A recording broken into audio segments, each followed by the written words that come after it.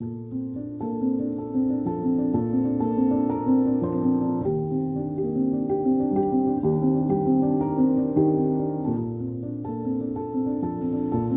তো আমরা সবাই ভীষণ ভালোবাসি, তাই না? সেটা যদি গরমকালে ঠান্ডার জায়গায় হয় কোনো, তাহলে তো আর কথাই নেই। কিন্তু এবছরও যখন আমরা দার্জিলিং এসেছি, সেটাও ছিল শীতকালে। শুনেছি গরমকালের থেকে নাকি শীতকালে আকাশ থাকে ভীষণ পরিষ্কার। সেটা অবশ্য গত বছর টের পেয়েছিলাম। এবছরও যে তা পাইনি তা নয়, আকাশ কিন্তু ভীষণ পরিষ্কার ছিল।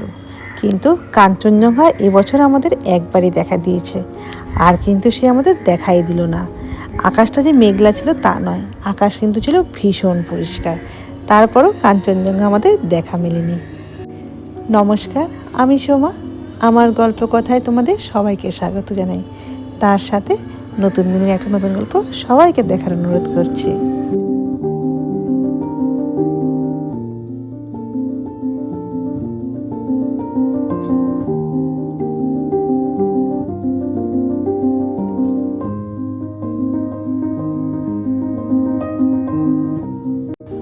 খুব অল্প সময় হাতে নিয়ে যেহেতু ঘুরতে এসেছিলাম, তাই এবার আর অনেক জায়গায় ঘুরতে যাইনি।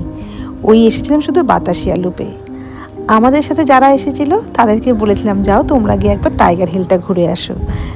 ওরা যেহেতু গরমের জায়গা থেকে এসেছে, এতটা ঠান্ডা আচমকাও নিতে পারছিল না।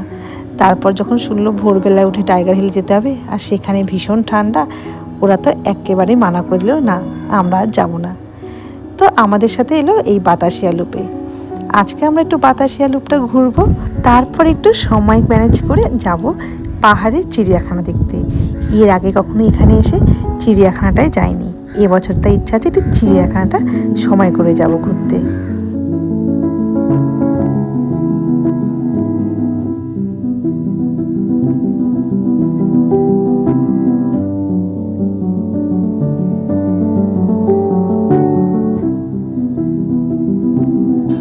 বুজু যেহেতু একটু বিটিএস ফ্যান, তাই বুজুর না যে কোনো পাহাড়িয়া মানুষ দেখলেই ও এখনও ওর মাথার মধ্যে ঘুরে কোরিয়ান। ওর মুখ দিয়ে বেরিয়ে আসে যে এরকম কোরিয়ান ছেলে মেয়ে দেখতে কী ভালো লাগে। আমি ওকে বারে বারে এখনও এক কথা বলি, বুজু এরা তো কোরিয়ান না, এরা তো তোর রাজ্যেরই মানুষ। কিন্তু বুজু তারপরও বলে, না আমার ওদেরকে দেখলে শুধু কোরিয়ানদের কথাই মনে পড়ে। ওদের সাজগোজটাও কিন্তু অনেকটা কোরিয়ানদের স্টাইলে। আসলে মনে হয় এরকম নেপালি মানুষরা বা এরকম পাহাড়িয়ারা একটু এরম ধরনের সাজগোজ করতেই ভালোবাসে। এখন দেখি আমাদের এখানকার ছেলেমেয়েরাও কিন্তু প্রচণ্ড পরিমাণে এই ওভার সাইজ জামা কাপড়গুলো পরে। আমি কিন্তু ভীষণ পছন্দ করি, আমার খুব ভালো লাগে। আসলে আমার এই ভালো লাগা পছন্দ করা এটাও কিন্তু এসছে বুজুর সাথে থাকতে থাকতে। বুজু নিজেও পছন্দ করে এরকম ওভার সাইজ জামা কাপড় পরতে। আসলে ওর সাথে বসে বসে আমিও না এই বিটিএসের প্রোগ্রামগুলো দেখি, ভীষণ ভালো লাগে আমারও।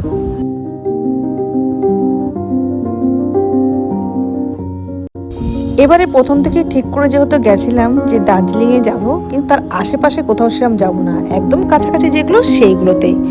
তাই জন্য ম্যালের এ মাথা থেকে আজকে ও মাথা ঘুরছিলাম, আবার ও মাথা থেকে এ মাথা একটু আসছিলাম। আর মাঝখানে কিছু কেনাকাটি করার জন্য দোকানগুলোতে ঢুকছিলাম, আর কিছু খাওয়া দাওয়া করার জন্য খাওয়ার দোকানে। অনেকবার ভেবেছিলাম যে গ্লেনারিসে দাঁড়িয়ে ওখানটা একটু ছবি তুলবো, বহু বছর আগে তুলেছিলাম, কিন্তু সেই সুযোগটা এবার হলো না। খুব ভিড় ছিল, এত ভিড়, কেউ না কেউ দাঁড়িয়েই আছে ছবি তুলবে বলে। বেশ ঘুরতে ঘুরতে অনেকটাই বেলা হয়ে গেছিলো। তারপর এইখান দিয়ে যখন ফিরছিলাম, আমার এই জায়গাটা খুব ভালো লাগে, এই দোকানটা প্রচণ্ড ভালো লাগে। এইগুলো দাঁড়িয়ে দাঁড়িয়ে এই ছবিগুলো দেখতে ভীষণ ভালো লাগে। ভেতরেও ঢুকেছিলাম, কিন্তু কোনো রকম ছবি বা ভিডিও তুলিনি। আসলে সব জায়গায় ভিডিও বা ছবি তুলতে না একদম মনেও থাকে না, আর কোথায় কি পারমিশন করা থাকে না থাকে, তার জন্য আমি ছবিটা তুলিও না, একটু মন ভরে দেখে নিই। তারপর তো একটু পেট পুজোর টাইম আবার চলে এলো, তবে পেট পুজো করতে একটু এসেছিলাম এইখানে।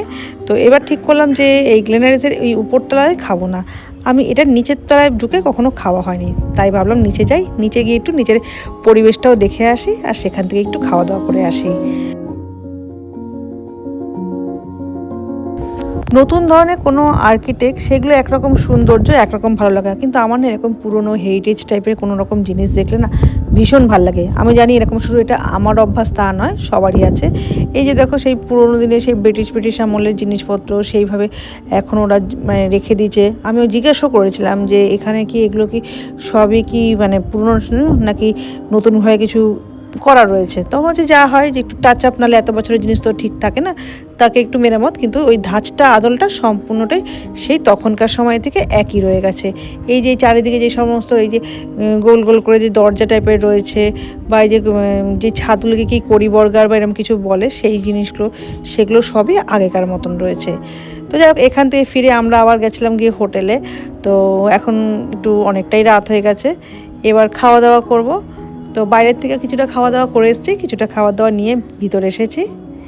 এই যে দেখো জায়গাগুলো এখনও কিন্তু ওই একই রকম রয়েছে। এগুলো আমি কিন্তু জিজ্ঞাসা করেছিলাম যে এগুলো কি সেই পুরোনো দিনে, বলেছিল হ্যাঁ কিছু কিছু জিনিস আছে এখনও সেই পুরোনো দিনে, যা হয় একটু মেনটেন করতে হয়, না মেনটেনে তো কোনো কিছুই ঠিকঠাক থাকে না, তাই মেনটেন করতে হয়।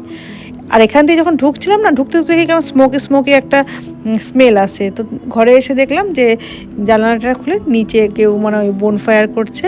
তো তাই জন্যে ওইখান থেকে যেই যে আগুনের যেটা স্মোকি স্মোকি মানে স্মেল আছে, সেটা পুরো ঘরময় হয়ে গেছে।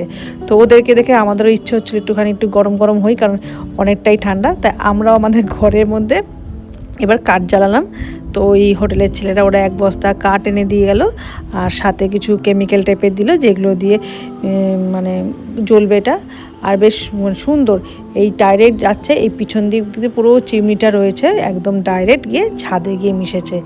আর আমি এরকম মানে এই ফার্স্ট টাইম এরকম হোটেলে রয়েছি, যেই হোটেলে এরকম ফায়ার প্লেস করা রয়েছে ঘরের মধ্যে। আর এমনভাবে টানছে আগুনটা, মনে হচ্ছে উপর থেকে কোনো চিমনি টাইপের কিছু রয়েছে, যেটা দিয়ে না মানে সাক করছে পুরো, এদিক ওদিক কোনো দিকে আগুন ছড়াচ্ছে না, ডাইরেক্ট গিয়ে উপরে যাচ্ছিল। নেক্সট দিন মর্নিং আমরা আবার এসেছি আশেপাশেই ঘুরতে। ওই যে চিড়িয়াখানাটা ঘোরা হয়নি, তো চিড়িয়াখানাটা ঘুরতে যাব বলে বেরিয়েছি।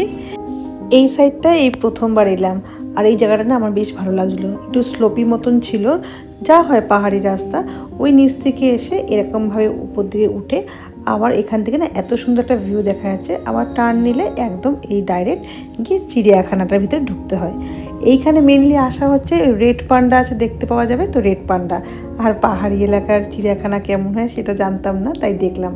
তো খাবার একটু খাচ্ছিলাম, সেই খাবারগুলো নিয়ে ভিতরে যেহেতু ঢুকতে পারবো না, তো বাইরের থেকেই সেই খাবারগুলোকে খেয়ে আমরা একদম ভিতরে ঢুকলাম। এই যে এটা হচ্ছে একদম এন্ট্রান্সে দাঁড়িয়ে আছি। এইবার এইখান থেকে ডান দিকে গেলে গিয়ে ওই রেড পান্ডা যে জায়গাটা আছে সেইখানটা। তো আমরা আগে রেড পান্ডা যাইনি, আমরা শুরু করলাম এইখান দিয়ে। যেহেতু প্রথমবার এই পাহাড়ি চিড়িয়াখানায় এসেছি, আমার না বেশ ভয় লাগছিলো, কারণ এখানে আসার পর দেখলাম এখানকার সিস্টেমটা একটু অন্যরকম।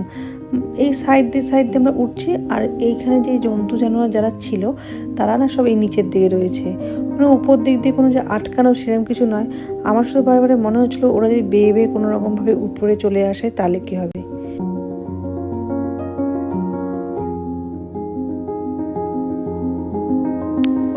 বন্য জন্তু জানোয়ার আমার আগাগোড়াই বেশ ভয়ের, কিন্তু চিড়িয়াখানা যেতে ভীষণ ভালো লাগে। প্রতি বছরই একবার করে চিড়িয়াখানা যাই। এখানে এই চিড়িয়াখানায় আসার পর কিন্তু আমার ভীষণ ভয় লাগছিল, কারণ অন্যান্য জন্তু জানোয়ারগুলো যেমন খোলা ছিল, তার সাথে যখন বাঘের খাঁচার সামনে গেলাম, ওদের যে খাঁচার স্টাইলটা ওটা দেখেও আমার বেশ ভয় করছিল। কারণ এরকম খাঁচা আমাদের কলকাতা চিড়িয়াখানায় তো নয়ই, একদম মনে হয় যেন আরও পোক্ত। আর ওদের খাঁচাগুলো দেখে যেন মনে হচ্ছিলো এক্ষুনি এই বাঘ তার দুটো সামনের হাত দিয়ে থাবা মারে জোরে একটা, তাহলে যেন সম্পূর্ণ এই খাঁচাগুলো ঝনঝন করে ভেঙে পড়বে। দেখো এই যে আমাদের চিড়িয়াখানার খাঁচা কিন্তু এরম ঠিক নয়, আমাদের রড ফড দিয়ে অনেক বেশ প্রোটেকশন করা থাকে, যদিও বা এটাই প্রোটেকশন রয়েছে ঠিকই, কারণ হলে তো অনেক বিপদ হবে ওরাও জানে। কিন্তু আমার না বেশ ভয় লাগছিলো। তারপর তো এখান থেকে গেছিলাম আমার সবচেয়ে প্রিয় জায়গা, পাখির জায়গা। পাখির জায়গায় গিয়েও কিন্তু আমার একটা জিনিসই মনে হচ্ছে, আমাদের কলকাতায় অনেক পরিমাণ পাখি থাকে, এখানে একটু কম পাখি দেখলাম। আর এই যে কাচের ভিতর যত রয়েছে, মানুষের ছায়া পড়ছে না, ফলে দেখতেও খুব অসুবিধা হচ্ছিল। তারপরে এসেছিলাম এই যে নেকড়ে বাঘের জায়গাটা, পুরো ওপেন, যখন তখন তোমার সাথে নেকড়ে বাঘগুলো লাভ কেটে কোথাও না কোথাও চলে যেতে পারবে।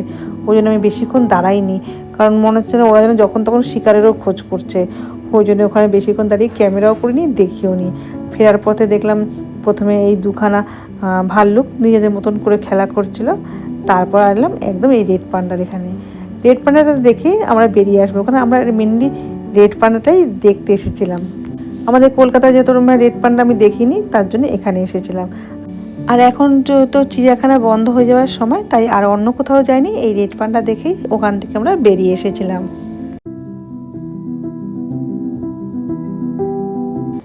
এত কিছু বলার পর কিন্তু একটা কথাই বলবো যে এই চিড়িয়াখানাটা আমার ভীষণ ভালো লেগেছে। পাহাড়ের কোলে এরকম চিড়িয়াখানা এই প্রথমবার দেখলাম। সে হোক না ওপেন বা দুর্বল তার খাঁচাটা, কিন্তু অনেক সুন্দর। ভিতরে অনেক বড় জায়গায় অনেক কিছু দেখার বা ঘোরার আছে। যারা এই চিড়িয়াখানাটায় আগে কখনো আসেনি, একবার তারা গিয়ে দেখে এসো, তোমাদেরও মনে খুব ভালো লাগবে। তারপর তো ঘুরে ফিরে এসেছিলাম মেলে। তো মেলে বসে এখানে একটা কেএফসিতে খাচ্ছিলাম, খেতে খেতে তাই দেখছিলাম এখনও কত মানুষের ভিড় রয়েছে এই গ্লেনারিজের সামনে দাঁড়িয়ে ছবি তুলবে বলে। তো আমার কপালে তো জোটেনি, দেখা যাক শেষমেশ জোটে কিনা। তো এখন ফিরে যাচ্ছি হোটেলের দিকে, যেহেতু অনেকটা রাত হয়েছে, অনেকক্ষণ ধরে ঘোরাঘুরি করছি, আর বাইরে বেশিক্ষণ থাকবো না, বাইরে ভীষণ ঠান্ডা।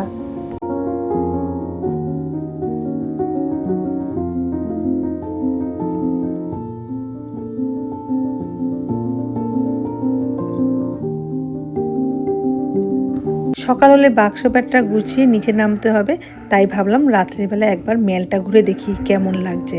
খাওয়া দাওয়া সেরে আমি আর বুঝু নিয়ে এসেছিলাম এই মেলটায় ঘুরতে। দেখো কিছুক্ষণ আগে কত মানুষ ছিল এইখানটায়, ভিড় কিচকিচ করছিল এই রাস্তাঘাট। এখন সব দোকান বন্ধ হয়ে গেছে, দুই একটা দোকান খোলা। তো সেই দু একটা দোকানে আমরা একটু ঘুরে ওখান থেকে দুই একটা জিনিস কিনে নিলাম, একটু সস্তায় পাওয়া গেল। গ্লেনারিজের সামনে দিয়ে আসতে গিয়ে দেখলাম আবারও এখানে ভিড়। ভিড় মানে খুব না হলেও দুই একজন মানুষ দাঁড়িয়ে কিন্তু সেই ছবি তুলছে। আর তাদের সাথে দাঁড়িয়ে আমিও কিন্তু সেই সুযোগটা একবারও ছাড়িনি, আমিও টুক করে দাঁড়িয়ে একটা ছবি তুলেছিলাম, কিন্তু ছবিটা কিন্তু একদমই জঘন্য উঠেছে।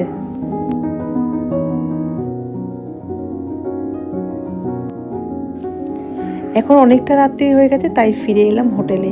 কারণ কালকে যেহেতু সকালবেলায় বেরিয়ে যাব, তার জন্য আর একটু কিছু গোছগাছ আছে, সেইটুকু একেবারে সেরে নিই। আবার দেখা হবে পরবর্তী একটা নতুন কোনো গল্প নিয়ে। আজকের মতন বিদায় নিচ্ছি। সবাই ভালো থাকবে, আমাদের জন্য প্রার্থনা করবে। আবার দেখা হবে।